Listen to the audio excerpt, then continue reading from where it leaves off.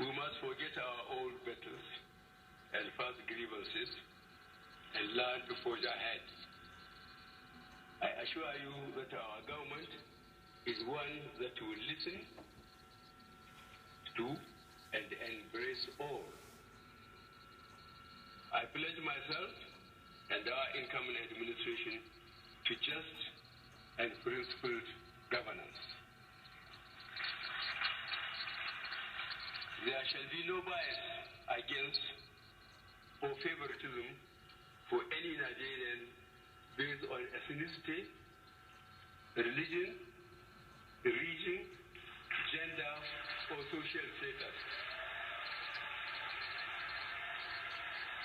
I pledge myself and the government to the rule of law, in which none shall be so above the law that they are not subject to its dictates, and none shall be so below it that they are not availed of its protection.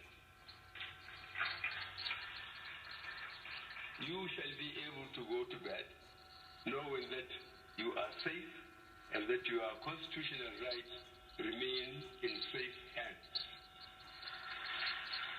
You shall be able to voice your opinion without fear of reprisal or victimization. My love and concern for this nation and what I desire for it extend to all, even to those who do not like us or our politics. You are all my people, and I shall treat every one of you as my own. I shall work for those who voted for me, as well as those who voted against me, and even for those who did not vote at all. We all live under one name as one nation. We are all Nigerians. Some unfortunate issues about my eligibility had been raised during the campaign. I wish to state that through devotion to this nation, everything I have learned and done has been to enable me to make the best possible contribution to public life. If I had judged myself incapable of governing, I would never have sought to impose myself on it. I have served in various capacities and have always put in my best. But despite the rancor of the elections, I extend a hand of friendship and conciliation to President Jonathan and his team. I hereby wish to state that I harbor no ill will against anyone. Let me state clearly that President Jonathan has nothing to fear from me. Although we may not agree on the method of governing the nation, he is a great Nigerian and still our president.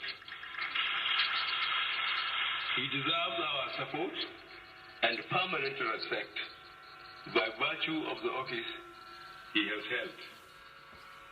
This is how an honorable nation treats its servants and conducts its affairs, and this is how Nigeria should be.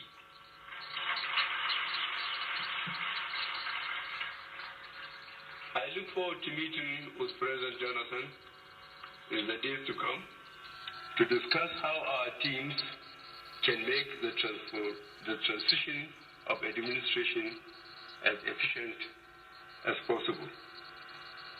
Here, I want to thank my party for selecting me as its candidate.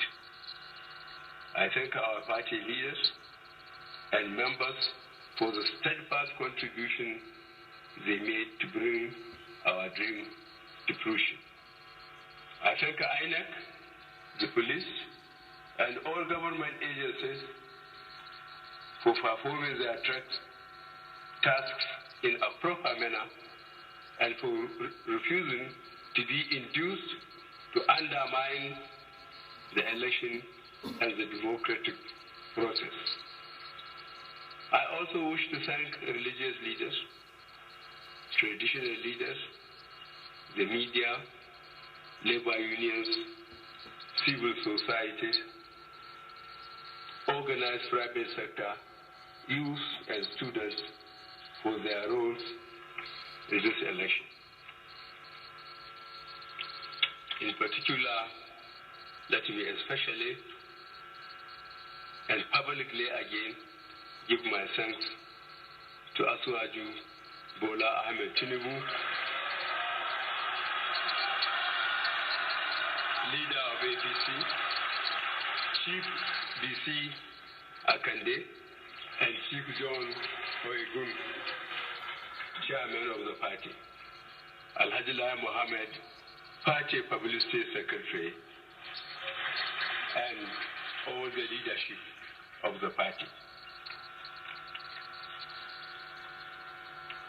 I give sufficient thanks to President Obama of the United States and his timely intervention and support for peaceful and credible elections in Nigeria, and for sending Secretary John Kerry and other United States officials.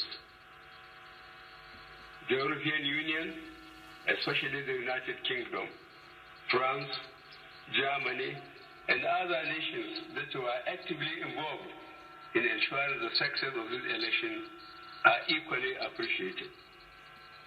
My sincere thanks to the United Nations Secretary General, Mr. Ban Ki-moon, the Commonwealth, China, India, and other Asian and Gulf states are also hereby appreciated. Finally, our brothers in the African Union and ECOWAS have truly and clearly shown and demonstrate their commitment to our democratization process. Former President John Kufuor, Amos Soya, Matiti Muluzi, and his team were well appreciated. I must also add my appreciation for the role played by civil society, national and international observers, other world leaders in ensuring that Nigeria holds free and fair elections.